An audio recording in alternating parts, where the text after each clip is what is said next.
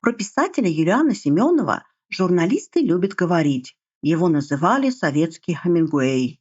Наверное, у каждой нации есть свой Хемингуэй. Мужественный, бородатый, талантливый и энергичный. Благодаря своей неуемной энергии Семенов нажил себе кучу врагов и друзей, а еще встревал в опасные авантюры. Про него ходили дичайшие слухи и сочинялись теории заговоров. Якобы он не своей смертью умер, а его убили не то КГБ, не то мафия, не то кто-то еще там. Где же правда? Вы на канале «Однако тенденция». Давайте разбираться. Автор книг о Штирлице Юлиан Семенович Семенов, настоящая фамилия Ляндрос, родился в 1931 году в Москве. Его отец Семен Александрович Ляндрос и мать Галина Николаевна были большевиками. Семен Ляндрос был соратником и правой рукой Бухарина. И вообще птица весьма высокого полета, ведь далеко не каждый мог похвастаться совместным фото со Сталиным, Ворошиловым, Молотовым, Калининым и Кагановичем. Вот он тут, прямо над Сталиным. Разумеется, родители Юлика были атеистами. Однако верующая бабушка со стороны матери, когда родители отлучились, ухватила младенца и отнесла его в церковь, где его крестили и дали имя Степан. Узнав об этом самоуправстве, Семен Александрович и Галина Николаевна пришли в ужас. Почем опиум для народа? Они незамедлительно ринулись в ЗАГС и в пику бабушки записали сына Юлианом в честь безбожного императора Юлиана Отступника. Запомним этот факт на всякий случай. Опустим тут детство и отрочество будущего самого популярного писателя СССР. Перейдем сразу к катастрофе, которая весьма сильно повлияла на всю его жизнь. Когда Юлик Ляндрос учился в Московском университете востоковедения, его отца арестовали, судили и посадили. В целой куче документалок и статей про Юлиана Семенова почему-то утверждается, что его папу репрессировали за то, что он был соратником Бухарина. Однако что-то тут не так. Как известно, Бухарина арестовали в 1936, а Ляндерса посадили в 1952. Дебит-кредит-то не сходится. Вот именно, чего же они ждали 16 лет. Вот в этой книге историк Александр Репин утверждает, что Ляндерсу было предъявлено обвинение в принадлежности к подпольной еврейской националистической организации, осуществляющей шпионаж в пользу зарубежных разведок. И какие же чекисты предъявили тому доказательства? Уважаемый историк заявил, что таковых было два. Первое – это найденный у Семена Александровича листок с алфавитом языка идиш. Второе – детектив писателя Николая Шпанова, одним из персонажей которого была шпионка по фамилии Ляндрос. В общем, классика. Ну а за что все-таки срок мотал? А ни за что. Помимо вышеупомянутого историка, в версии «Посадили за алфавит» придерживаются практически все статьи, книги и документалки про Юлиана Семенова. Но я тут кое-чего раскопала. Есть такая книга «Сталин и космополитизм» 1945-1953. Документы. И что же там опубликовано относительно Семена Ляндроса? Из докладной записки комиссии ЦК ВКПБ Г.М. Маленкову о результатах проверки Государственного издательства иностранной литературы 15 апреля 1949 года. Совершенно секретно. Во второй половине 1947 года бывшим директором Инэсдата Ляндросом было переведено за границу 870 тысяч рублей валюты в распоряжение иностранных фирм, которые по собственному усмотрению в конце 1947 года и в начале 1948 года отправляли Инэсдату литературу, в том числе антисоветские, порнографические и развлекательные книги в 2, 3 и более экземплярах. К началу 1948 года в книгохранилищах Инэсдата лежало без учета навалом свыше 20 тысяч экземпляров книг, выписанных на валюту. Так, тут имеет место разбазаривание государственных средств, огромные деньги по тем временам. Далее, еще один документ. Записка заместителя председателя КПК при ЦК ВКПБ М.Ф. Шкирятова Г.М. Маленкову в связи с делом А.Л. Стронг. 16 февраля 1949 год. Товарищу Маленкову Г.М. Посылаю вам заявление Бушуева С.К. о непартийном поведении Ляндерса С.А. и Керженцевой, работники Госиноиздата, при издании книги американской шпионки «Стронг» и т.д. Ну и далее товарищ Шкирятов докладывает. При прочтении рукописи я убедился, что ее переводить нельзя, ибо она представляла собой троцкистскую контрабанду, величие Мао Цзэдуна и т.д. Когда я доложил об этом Ляндерсу, он категорически приказал перевести и издать ее. И всякое такое. Кому интересно, можно найти эту книгу и самим почитать. А у меня, между тем, возникает вопрос. Если у НКВДшников был такой компромат на Семена Ляндерса, чего бы им корчить из себя идиотов с доказательной базой в виде алфавита и героев художественных произведений? Кстати, а кем же была эта зловредная троцкистско-маоистка Стронг, чьи книги пытался напечатать товарищ Ляндерс? Давайте разберемся. Анна Луиза Стронг была женщина крайне интересная и подозрительная. Родилась она в США в 1885 году в семье пастора. С детства поражала своим бунтарским характером. Потом выросла, получила степень доктора философии в Чикагском университете и стала прогрессивной журналисткой. С тех пор повелось, где в мире замутят что-нибудь новенькое и прогрессивное, госпожа Стронг тут как тут. Разумеется, она не могла пройти мимо большевистской революции и приехала брать интервью у Троцкого и даже давала ему уроки английского, но недолго. Улица Маркса Энгельса Ленина. Бывшая улица Маркса Энгельса Ленина Троцкого. Потом она осталась в СССР на несколько лет, чтобы работать в газете Moscow News и прочими делами заниматься. Вообще, у прогрессивных молодых американок СССР тогда был в моде, о чем можно почитать, например, вот в этой книге «Гендерные исследования американки в Красной России в погоне за советской мечтой», автор Джулия Микенберг. Москву заполонили американки, вооруженные губной помадой и зубной щеткой, пылающие неутолимой страстью ко всему странному и будоражущему. В Красную столицу съехалось более 200 элегантных и умных молодых женщин. Одни помогают строить социализм, другие ищут себе мужей среди холостых американских инженеров или романтических русских, всегда готовых отдать должное американской красоте. Одна из этих романтических женщин была журналистка Милли Беннет, которая угораздила снять комнату на пару с Анной Луизой Стронг. Зацените отрывок из ее воспоминаний. 3 недели кряду, круглые сутки, я работала и ела, и спала в одной комнате с женщиной, всю ночь напролет, кричавшей и стонавшей во сне, весь день напролет колотившей по пишущей машинке или оравшей по телефону. Дважды в день она увольнялась, набрасывалась кулаками на домработницу, а потом, однажды утром, она с криком прибежала на кухню и с грохотом швырнула тарелки в раковину. Бедолажная Милли частенько пряталась от соседки в туалете и съехала при первой же возможности, а Анна Луиза Стронг допсиховалась до нервного срыва. Но советская власть заботливо подлечила ее в психиатрической лечебнице. Большевики считали Стронг полезным журналистом и большим другом СССР. До тех пор, пока этот друг не релокировался в Китай и не изменил им с Мао Цзэдуном. Поразмыслив хорошенько, советы пришли к выводу, что товарищ Стронг никакой не товарищ, а американская шпионка. В нашей стране ваше пребывание нежелательно. Нежелательно. Нежелательно. И когда она в очередной раз приехала в СССР в 1949 году, ее арестовали и несколько дней продержали на Лубянке. Однако добрые психиатры признали ее невменяемой, после чего негодующую Анну Луизу Стронг депортировали в США, где ее обвинили в шпионаже в пользу Сталина. Иронично. Свою ярость относительно этого события она выплеснула на свободную прессу. When you were arrested in Russia, did the secret police mistreat you in any way? Nobody in Russia has mistreated me the way you reporters have tonight. После чего эта подозрительная особа осела в Китае.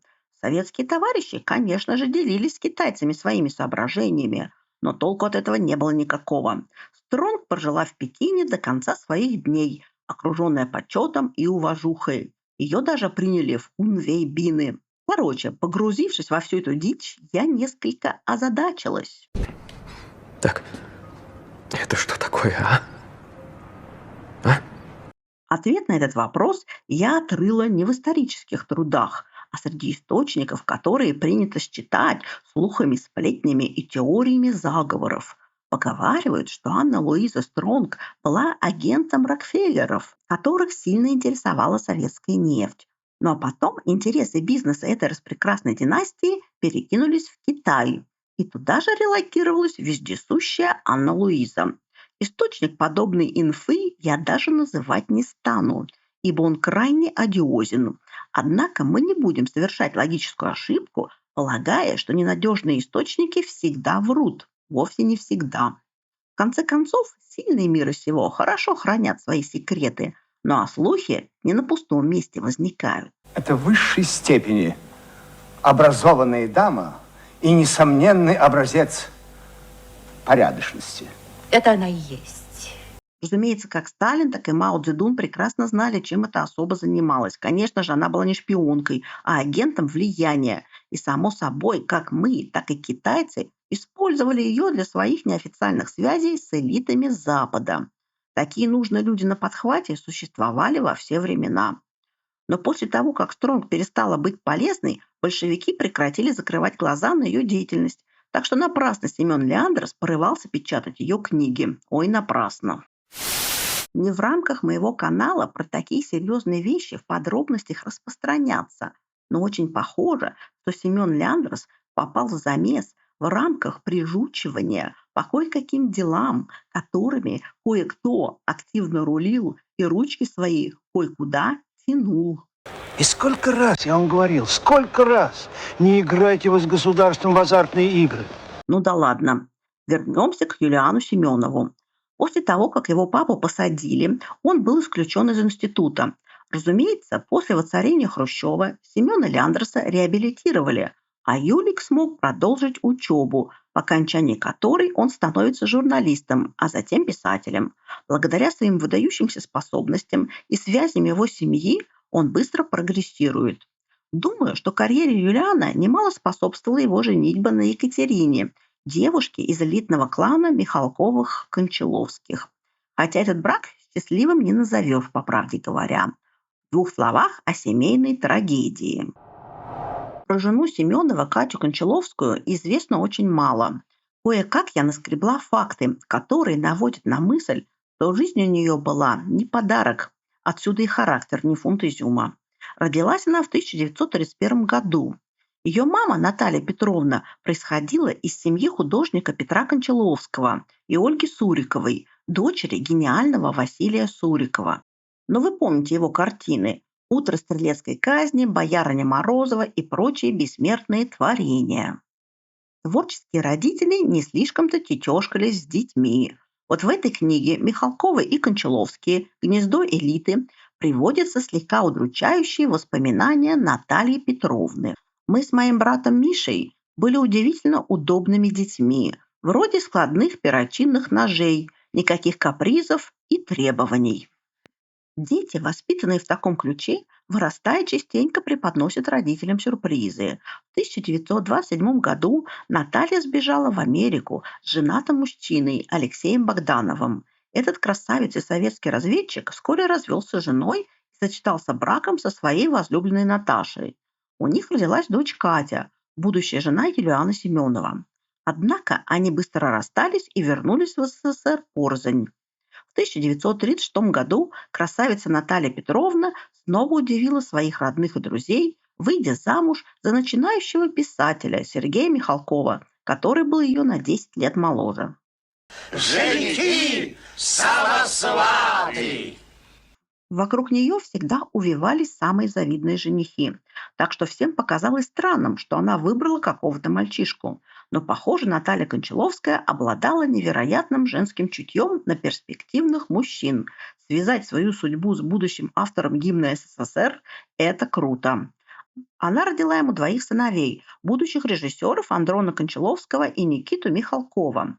А дочка от первого брака, Катя, росла в основном у бабушки и дедушки, у тех самых, которые умели воспитывать из детей подобие складных перочинных ножей. Вот такое детство, конечно, не способствовало формированию белого и пушистого характера. Так что Юлиан Семенов потом с ней хапнул горе, конечно. В отличие от своей мамы, Катя не отличалась женской хитростью.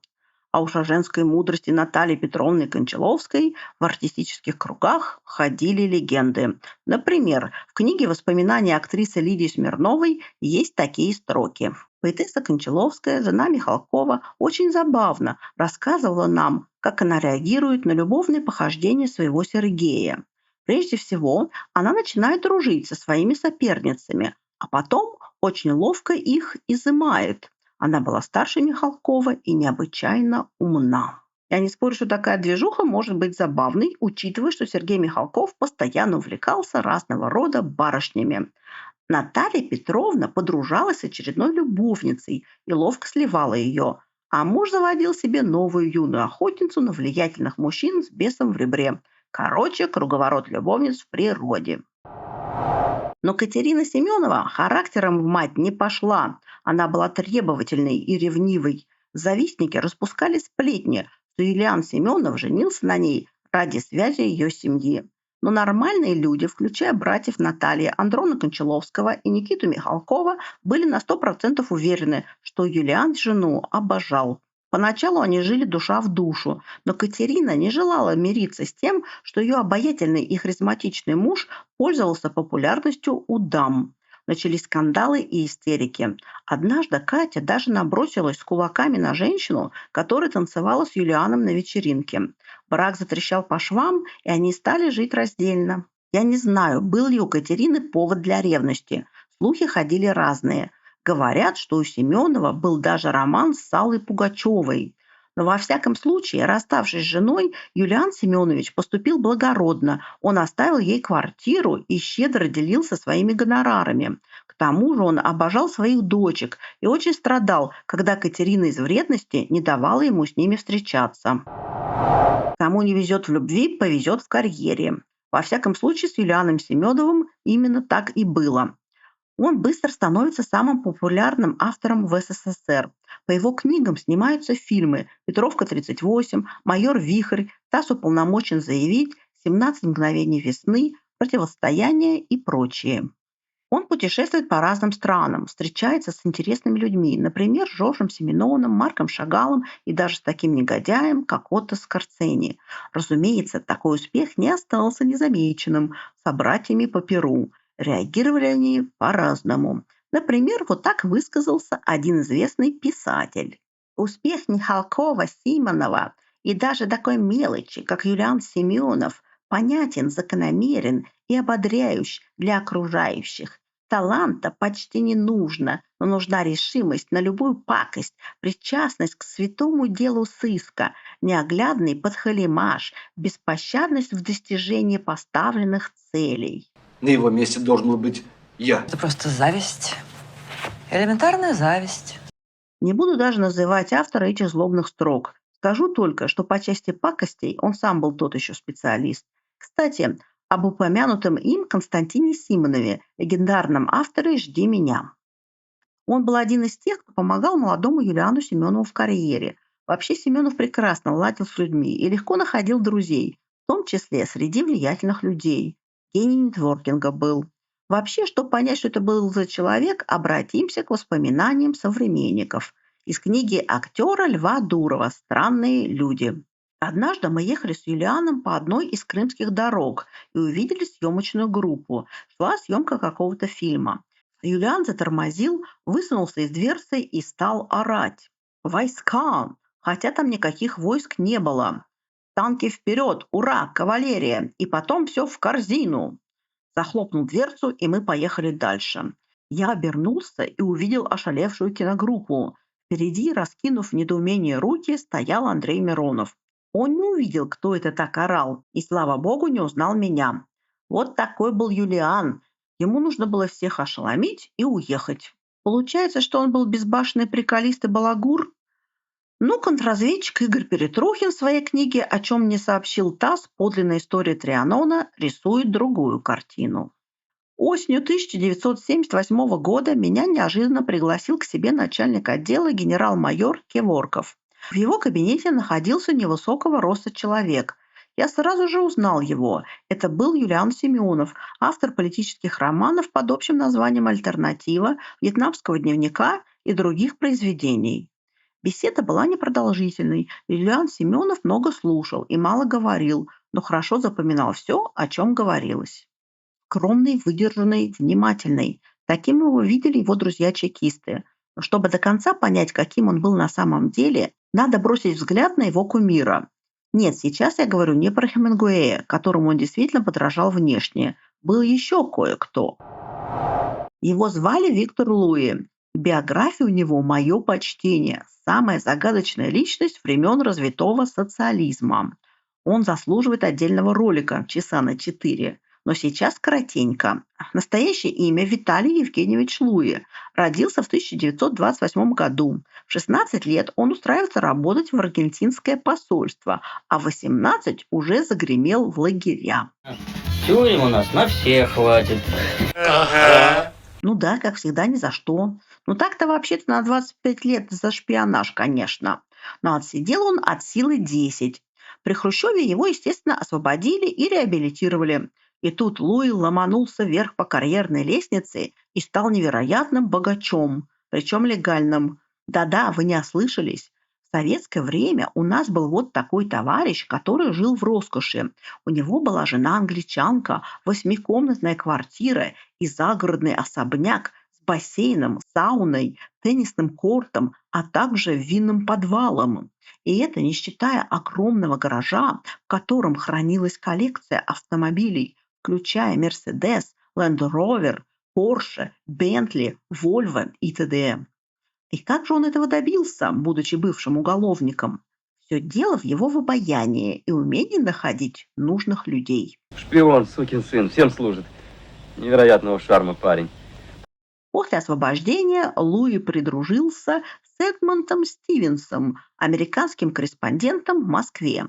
Злые языки говорили, что он был агентом НКВД, а еще более злые, что двойным агентом НКВД и ЦРУ.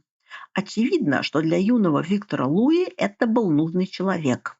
А еще Виктор благоразумно женился на сотруднице британского посольства Дженнифер Стэтхэм. И благодаря этим двум людям он навел мосты с западными СМИ. И представляете, он устроился на работу корреспондентом в целую кучу газет, включая The New York Times, The Evening News, The Sunday Express, The Washington Post и т.д. Ему платили огромные деньги, но оно того стоило, ведь он поставлял на Запад сплошные сенсации. Например, об отставке Хрущева там узнали раньше советских граждан. И что удивительно, работал Луи абсолютно открыто, и его баснословные доходы в СССР считались легальными. Разумеется, совершенно очевидно, что он был агентом КГБ. И все эти сенсации западные СМИ получали с подачи чекистов, которые манипулировали информацией. Например, в 1986 году западные газеты захлебывались от сострадания к несчастному академику Сахарову, который объявил голодовку и страшно мучился, наверное, в ГУЛАГе. И тут хитрый Луи берет у него интервью и втихаря записывает на скрытую камеру, как совсем неистощенный Сахаров принимает пищу в больнице, а врачи о нем трогательно заботятся. За эту сенсацию, как и за все прочие, Луи получил кучу денег от вражеских СМИ. Знали ли на Западе, что он работает на КГБ? Ну, разумеется, они ж там не идиоты были. Вы думаете? Мы не думаете, мы знаете. Они прекрасно все знали, но сенсации приносили им прибыль. Кстати, одним из тех, кому Виктор Луи приносил прибыль, был некто Роберт Максвелл, британский издатель и израильский шпион, погибший при странных обстоятельствах. А еще он был папашей пресловутой Гислейн Максвелл, подельницы вот этого господина, который в 2019 году по рассеянности перестал дышать. А сама Гислейн получила 20 лет и чалится в американской зоне. К чему это я? Да ни к чему. Просто прикольное совпадение. Вернемся к Юлиану Семенову, который тоже считал Виктора Луи настолько прикольным, что, говорят, даже использовал его в качестве прототипа для журналиста Дмитрия Степанова, одного из героев его книги «ТАСС уполномочен заявить», а также одноименного сериала. Как известно, секретные материалы для написания этой книги Семенову предоставили чекисты с подачи самого Андропова. И не только для этой книги. Свою дружбу со всесильной конторой писатель вовсе не скрывал. Однако его обижало, когда говорили, что он работал на КГБ. Было, конечно, полно недоброжелателей, которые ходили и завидовали. А чего это у него такие гонорары? А чего это он за границу мотается по несколько раз в год? И встречается там с разными непростыми людьми. Например, с Рокфеллером, вдовой Кеннеди Жаклин или его братом Эдвардом Кеннеди, с Луисом Карваланом, Сальвадором Альенде и т.д. Не говоря уже о белоэмигрантах, нацистских приспешников типа Отто Скорцени и членов мафии. Всех-то он знает. Шустрый какой. Не иначе, как чекисты его пригрели, решили злые языки и менее популярные писатели. Но пригрели и что? Юлиан Семенов на них не работал, он с ними сотрудничал. Хитрый Андропов умел налаживать связи с творческой интеллигенцией, а Семенов был не первый и не последний. Конечно, это было не андроповское ноу-хау. Таким в любой стране испокон веку спецслужбы занимаются. Но Юрий Владимирович был настоящий кудесник. Он даже диссидентов умел к делу пристраивать. Ну да ладно, это отдельная история. Сейчас не об этом. А о том, что Юлиан Семенов был человек общительный и легко находил общий язык не только с КГБ, но и с МВД. Результатом сотрудничества явились такие мегахиты, как «Петровка-38» и «Огарева-6». Впрочем, все фильмы, снятые по его сценариям, зрители встречали с восторгом. А потом началась перестройка, которая принесла с собой новые темы и новые проекты, а главное – зловещие тайны. Правду сказать, попытки перестройки проклюнулись чуть ли не при Брежневе. А уж при Андропове стали разрабатывать проекты экономической реформы. Мало того, Юрий Владимирович любил пригревать либеральную интеллигенцию, которой после 20-го съезда КПСС развелось предостаточно. Типичным представителем этой братьи был наш дорогой Юлиан Семенович Семенов из воспоминаний диссидента Анатолия Гладилина. Юлик был хлебосол, принимал с размахом и, помнится, ставил пластинки с речами Сталина, а затем очень смешно имитировал речь вождя и учителя. И еще из воспоминаний Андрона Кончаловского, брата жены Семенова. Юлик бредил Западом. Разговоры с ним заметно повлияли на формирование моих взглядов. Именно ему я во многом обязан своим диссидентством. Конечно, это было никакое не диссидентство, просто понимание того, что не может быть ясных и однозначных оценок, к которым нас приучала вся советская система воспитания. Все противоречиво, сложно, амбивалентно. Противоречивость, сложность и амбивалентность Семенова не помешали ему писать отличные книги и сценарии, восхваляющие МВД и КГБ. Ну а потом настал 1985 год, и стало все можно. Вот яркое свидетельство порочности социалистического колхозного строя по сравнению с капиталистическим фермерским хозяйством. У нас теперь, понимаете ли, гласность. Да. Если при Брежневе и Андропове власти задумывались на тему экономических реформ, то Горбачев решил сосредоточиться на гласности, и в ход пошли всякие «Дети Арбата», журнал «Огонек» и прочие пряники, про которые нашему поколению и вспоминать-то не хочется. А Юлиан Семенов во всеоружии своего таланта был, как всегда, в первых рядах. В 1990 году в цикле романов об Исаеве Штирлице выходит книга «Отчаяние», в которой легендарный разведчик после победы возвращается домой, а его там взяли и посадили, а его семью расстреляли. Почему? Потому что Сталин решил, что Штирлиц – это еврейская фамилия, и ополчился на великого разведчика из соображений антисемитизма. Вообще, по этой книге чувствуется, что для Семенова больная тема преследования в СССР так называемых безродных космополитов из еврейского антифашистского комитета, что как бы намекает на то, что вовсе не из алфавита его папа в свое время пострадал. Ну да ладно. Вообще, сие перестроечное произведение переполнено гулагами и пытками и казнями злым Виссарионовичем и страшными НКВДшниками. Это выглядит так, как будто Семенов написал злобную пародию на свои же собственные книги советского периода. Юлиан Отступник оправдал свое имя. Вот что по этому поводу сказал Захар Прилепин. К сожалению, соблазнов новых времен Семенов не избежал и в последние годы жизни начал старательно и торопливо развенчивать все то, чему служил всю жизнь. Перечитывая его наспех сделанную дешевую и неумную антисоветчину, понимаешь, насколько страстно Семенову мечталось на исходе 80-х все свои старые книги переписать наново, а от иных и вовсе отказаться.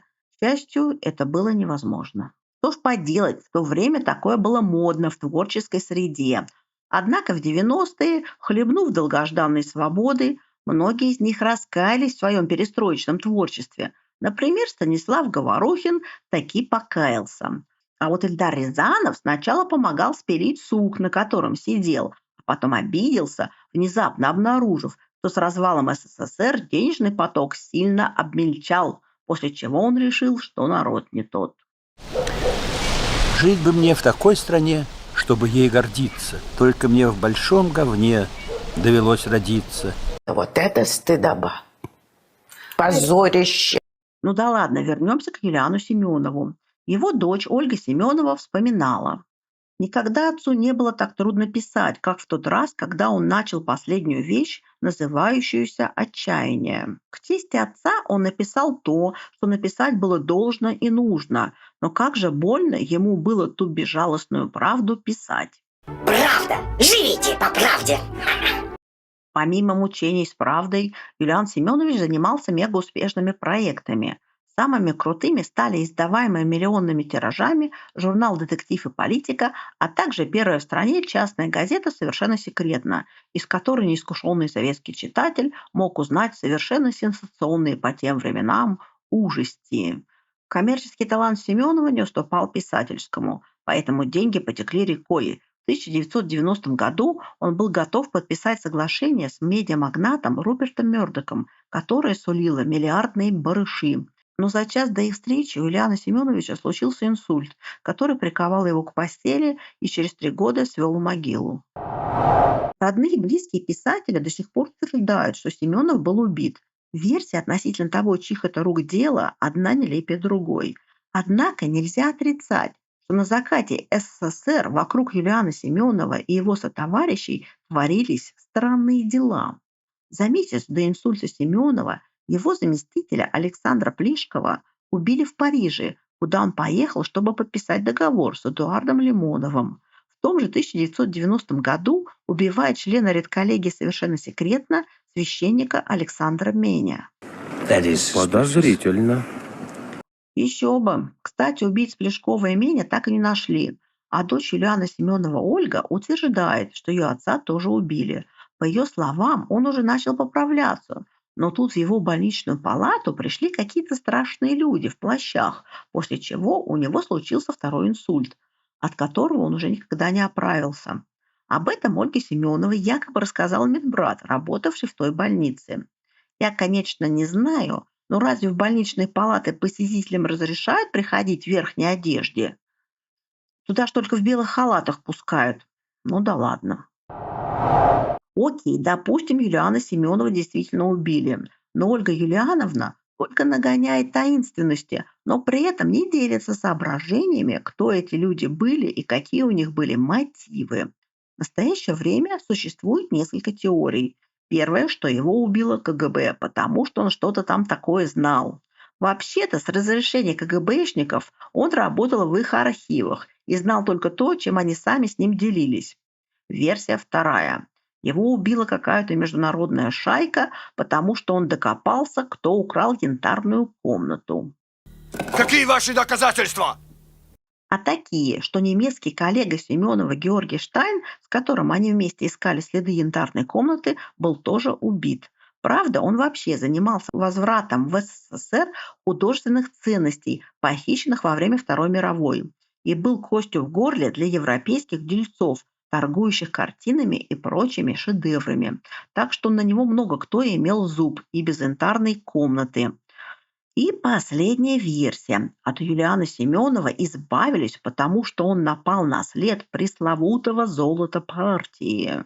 В 90-е про это золото не писал только ленивый. Однако сейчас историкам даже не смешно. Например, вот что думает историк Евгений Спицын по поводу того, куда делось так называемое золото партии. Значит, коммунистов ограбили, ставили боссами и голыми. Вот, запретили и все эти деньги прикарманили. А потом сочинили байку про золото партии. Ой, а куда оно делось, это золото партии?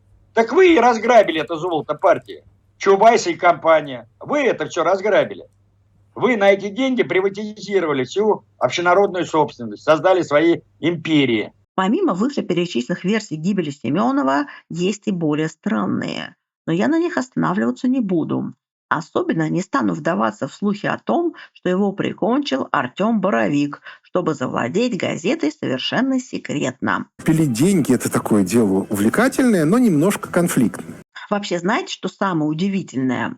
Полно написано книг и статей, а также снято документалок на эту тему, но никто не рассматривает самую очевидную причину инсульта – плачевное состояние здоровья писателя. Может быть, вы не здоровы?